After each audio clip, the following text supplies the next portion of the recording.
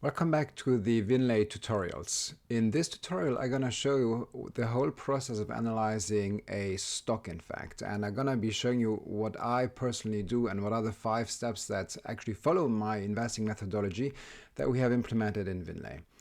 So we will speak. The company I have been choosing is LVMH, which is a luxury brand. Disclaimer, I do have it in my portfolio. So I have set up here a demo environment with some companies that I already have in my watchlist portfolio, where we have, in fact, here you see LVMH, which is listed on the Paris Stock Exchange that I will be analyzing. So to analyze a company, so from the home screen, if you have the company in the watches or portfolio, you can either click here on fundamentals, but of course what you can also do if you're on the home screen is just go on analysis and then click on MCA, so on the ticker that you want to analyze. So what we have set up in Vinley is there are 5 steps. The first step is analyzing the fundamentals. And within the fundamentals, the very first thing that you have to check is the reliability of financials. Vinley will, based on our experience and my experience of 25 plus years of value investing, will show you this unique statistical measure if the earnings feel or there are signals of earnings manipulation. So here it is green, so it means that it's okay. So technically speaking, there are no signals. Here we're speaking about the 2025-2024 financials. There are no signals of earnings manipulation. Then what we have, in fact, is the solvency and financial strength. But because before even thinking about investing into a company, you have to check how strong financially the company is. So in Vinley, we have 3 ratios. We have a bankruptcy ratio, we have debt to equity ratio, and we have interest coverage ratio, which is about the amount of interest expenses versus the current profit. And you see that, again, we use traffic lights for this. You don't even have to invoke the Vinley AI agent. You could actually, of course, send a prompt to the agent, but here I'm showing you already through visual interpretation how to do this. So when you have seen to invoke the AI agent, you actually just click here, in fact. So here you see that from a financial strength and solvency perspective, the company has 3 green lights. Then we look at profitability. Profitability of LVMH on return on invested capital is pretty okay. Return on assets is okay-ish. It's orange, so it's not red. And on asset turnover also it's a little bit weak at 0.57, without going to the details of it. As always, it doesn't mean because one metric is red that you should stay away from the company. You have to do the whole process and make yourself and build yourself an opinion about the company. Then something that I like as an investor is if I would buy the company today at, so we are July 20th at 492 euros a share, what would be my dividend yield on a yearly basis, and is the dividends payout sustainable? And you see that, of course, Vinley provides this through traffic lights. So the dividend is pretty okay. So we put, when it is like above 2%, we're going to set it to green. And the dividend payout ratio, when it sits between 30 and 70%, we're also going to put it as green, in fact. So all in all, on the fundamentals of LVMH, it does look okay. So the next thing that I do is I go to valuation. And in valuation, so here, this is really the holy grail for any type of investor. You see that in the valuation screen, automatically the AI agent is popped up. And you see actually while I was explaining, making the video, you actually see that I have been asking Vinley to provide me a textual interpretation of the fundamentals. So you get, in fact, more explanations if that would be really needed. So you see here in the fundamentals, you can open the AI agent, but in the valuation screen, the AI agent is there per default. We have set this up like this. So what we have now here in the valuation screen, so we are looking obviously at LVMH. So you're going to have a certain amount of relative valuation numbers. So at the current price, what with the price to earnings, the price of free cash flow, the price to book, the Tobin's Q ratio, that's like the cost for reproducing the assets, and everything that is an enterprise value to EBIT, and also other type like the net current asset value. So you see that here most indicators from a relative valuation perspective are so they show that the company is more or less correctly valued at the current share price of 492 euros that you have here as a reminder.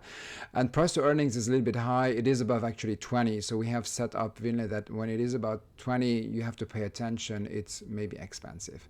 And then this is really the holy grail with the valuation thermometer with the current assumptions. And the assumptions are here. So Vinley does sensitivity analysis. It will tell you So it will show you what are the assumptions that it is using. It is using for LVMH 726% growth for the next 30 years. And of course, you can play around with it. And you're going to see, in fact, how the valuation, of course, will change, in fact. The same with the cost of capital. You can play around with it. And based on the cost of capital, you're going to see actually the valuations, in fact, changing. So here what you see with the current assumptions, you're going to see, in fact, that the, based on, for example, if you have more growth, of course, it will say that the real value of the company is 1,600. So the 492 will sit, so the current share price will sit currently in the undervaluation zone, right? So, and of course, if you have few growth, of course, if you would have zero growth for the next 30 years, well, Vinley will tell you that at current list price or share price of 192 euros, that in fact the real value of the asset is between 265 and 366. So, but we were at a rough cut 7% growth, and you can play with this. You saw that Vinley had suggested 726%, but you can play around with it. So, and you see here in the thermometer that at the current valuation so at the current listing at 492 euros, with these assumptions, we consider that LVMH with its brands is fairly valued. So it's in the white zone, in fact. Okay, so that's how you shall do the interpretation.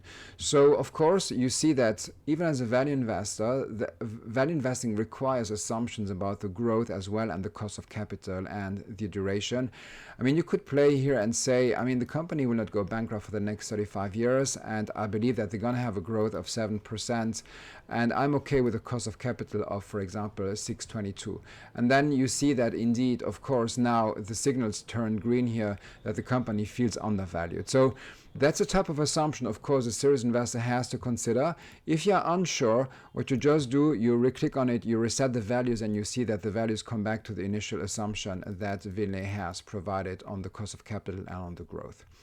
Right, so here you see with the traffic lights very quickly what you have to pay attention to and what type of assumptions you have to consider. So if the company would be undervalued, let's consider that I am okay with 6.22% of cost of capital, and it looks like the company is undervalued at 492. That is still, for me, not enough to take a decision to buy the company. The next step, and just want to share a note of caution here, we don't have all the 40,000 companies where we have the Moat information. We have it for the top 100 in the world.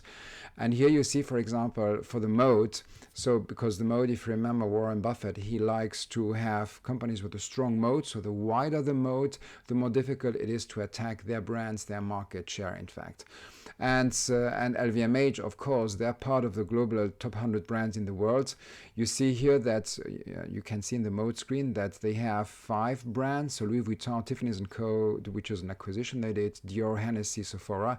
You see, in fact, that they have some companies that are easily, or some brands like Louis Vuitton, which is in the close to the top 10, and you have other companies, and you see how the brand position has evolved over the last 10 years. And again, please bear with us, we only have this for the top 100 companies in the world. And then also for a rough cut, 2,000 companies, not all of them, for European companies currently it's difficult to have those data points. We do have data points on what our employees and customers saying about the company. So here you clearly see that, well, first of all, the company is in the top 100 brand in the world, so they actually have 5 brands that are in the top 100. That's always great news. That means the company is strong, and they're pretty stable, and even Louis Vuitton as a brand has been increasing for the last 10 years. And you see that from a satisfaction, so customer and employee satisfaction perspective. You see, if you scroll down, in fact, you see here that the management quality score is above average, and you see that the customer happiness score is above average. That's a good sign. If you would have the company sitting on the left-hand side of this normal distribution, well, that means that maybe customers and employees are not very happy with the company. That can have an impact on the profits in the upcoming years. So that would be something that you have to factor in, or that I factor in my analysis of the company.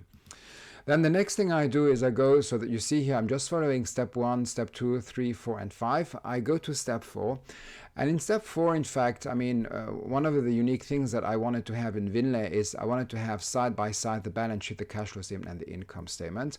And of course, you can switch between quarterly view and annual view. So we will fetch the latest quarterly. Also you can, of course, on the balance sheet, if you're on the quarterly view, you see here, you're going to have actually the latest quarter. Remember, LVMH is a French company. They only publish every 6 months financials. That's why the last quarterly statement is of December. They will be actually publishing this in a couple of days. We are July 20th, 2026. But you have here, of course, that's traditional, I would say. What I actually, so I look a little bit less at this. What I really like to look into, and for those who have followed my course, The Art of Value Investing, I like to look at how does the company allocate capital. And we have actually created this unique screen, which is something I teach in theory, and I've actually learned this from Harvard Business School. I look, in fact, how company management allocates the capital. And what I like to see is, so the company has generated rough cuts from an operating cash flow perspective, 7.8% of total assets. So you see it's green. So we provide you a signal on this. And the company has been reinvesting of the profit here. It's rough cut 11 billion euros, I think, of profit, has been reinvesting 29%, which is okay. So again, it's green. Why are we putting this green? Because if you have a company that invests 100% of the operating cash flow, that's a very capital intensive company. We believe that reinvesting a third of the operating cash flow is reasonable, and actually it's pretty okay. So the company is not doing anything about the money, but at least they are trying still to grow their market share, maybe buying new brands, those type of things, which is typically something that LVMH does.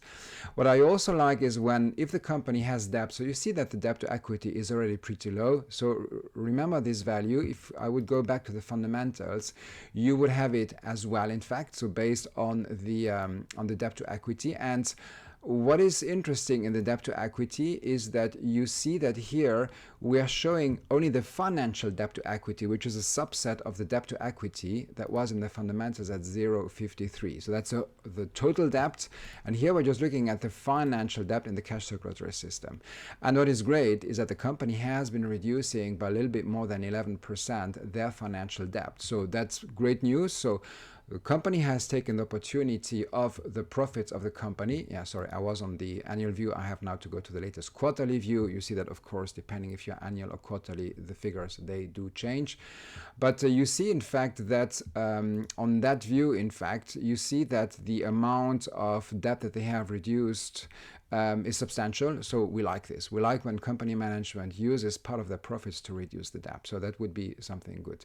In terms of cash, well, they have spent 26% of the profits of the operating cash flow on cash, and they also spent on share buyback. So it's orange. I would say it is, I mean, it's a big amount of money, but it's totally acceptable. So we have put this not necessarily as green, but clearly as red, because it's 26%. That's a lot. So kind of a quarter of the money that they generate, of the profit they generate, is being spent in cash dividends, and then you add on top of that share buyback. So it's not a breaking point, but it's something that you have to consider. So by doing that, you in fact have a good idea of what is company management doing, in fact, with the money. And I think that's really, really something very, very important. So, and here again, you see, I mean, on the this is on the annual perspective, how we have been looking, in fact, on the money spent. And then last but not least, the last thing, and I'm very cautious about the stewardship of management. I really like to see how management manages the financials and reports on the financials. And for the time being in Vinley, you have an extremely powerful tool, which is in fact the Benich M score. And I'm going to show you, well, I will explain what the Benich M score is, and showing you the difference between what you had in the fundamentals, where you had the aggregated score, and this one. I'm going to already show you also the multi-annual forensic analysis for the company. So if you remember, in the fundamental screen, you have the aggregated score, minus 288. If you go to the full screen of the Benich M score, you're going to have actually again the minus 288. So here you have it with 4 decimals, and you're going to see, in fact, that, and you see that here, Vinley already came back with a 10-year forensic analysis. You see, in fact, that the Benny Jam score is in fact an aggregate of 8 subvariables. And honestly, it's something unique that nobody else has, this Benny Jam score with the details of the Benny Jam score. What is great, in fact, is that I can see, and we have grouped, and this is, of course, very advanced. I will not say the contrary, but for you, if you are a beginner investor, this is the one that you have to look into. But if you're an advanced investor, you want to know a little bit more. If, for example, this score would be orange or red, I'm going to show you one example for Hyatt hotels, you will actually see that. You see how, so the Benny aggregated is red, but you would also see in the 4 subvariables, these are 4 subvariables that very probably influence directly, or they are really related to earnings manipulation signals, while this one is more about if the metrics are bad, it will put pressure on management. So probably down the road there's going to be maybe an issue happening if management doesn't turn out the situation. But if I come back to LVMH, you see that, technically speaking, everything is okay. They have a small minor problem on gross margin that has been worse than the previous year. And one of the very, very powerful things, and this is again on top of the Benny Jam score, there's something very unique. While I was explaining, and we are running, when I sent the prompt in the back end, we are really calculating 10 years of earnings manipulation.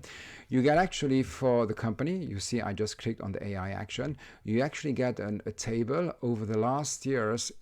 So we're analyzing 4 elements, and you're going to get them side by side. The Benny Jam score, the Altman Z-score, so Benny is earnings manipulation, statistical proxy. Altman Z-score is the bankruptcy score. Benford's law is if numbers have been manipulated artificially, because there is a natural distribution and frequency of the digits 1, 2, 3, 4 up to 0. And the Sloan ratio is also something related to the quality of the earnings. And you see, in fact, here that for the last 10 years, management on those 4 metrics, you see each time the Benny is in the safe zone. The Altman score is really good, so nothing to say about this. And you see, so we have added the textual interpretation. No, you see safe zone, no immediate bankruptcy risk. You see the Benford's law that the numbers are not made up artificially. That's what the Sloan. So this is a method that is used. Sorry, the Benford's law. It's a method that is used by financial auditors. And then you have the Sloan ratio as well, which is about quality of earnings. You only had one here in 2021 where it said warning, and then in 2019 as well, and 2017. But nothing. So again, I mean, and this is just looking at history and stewardship of management. So I wanted to show you quickly in the how to analyze a company. So we have built Vinley exactly to follow, and you see it here when you go to analysis in the navigation bar. You click on step 1, step 2, step 3, step 4, step 5, and you will actually be able to have a very good feeling about what the company is. How stable and serious the company and the company management is. And of course, at the very end of the day, this is the one which is key, the step 2, because if the company is not undervalued currently, so if this dot is not sitting in the green area here, this is where I would stay away from investing. But of course, you have understood that this depends on a certain amount of assumptions. For example, you see I changed the growth rate, and because growth rate is part of value investing assumption as well, it will then, of course, change the valuation and where the current share price sits in the valuation thermometer. I hope this was useful, not too long, but I want to give you a quick perspective within like 15 minutes how I do a full company analysis. With that, thank you very much. Hope it was useful. And do not hesitate if you have any suggestions or questions or issues to send us an email on contact@vinley.ai or support@vinley.ai. Thank you very much.